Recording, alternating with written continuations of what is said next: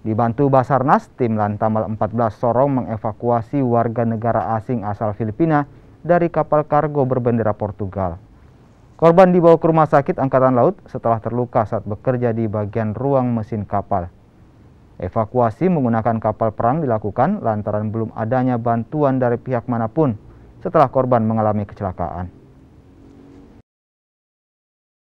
Tindakan evakuasi ini kita laksanakan karena mendapatkan laporan bahwa telah terjadi kecelakaan dalam kerja. Tentunya di kapal asing berbendera Portugal, dan yang korban ini adalah Mr. Versioso, warga negara Filipina, yang bekerja pada saat itu melaksanakan kegiatan di ruang mesin, di mana salah satu kecelakaan terjadi jari kelingking sebelah kiri ya.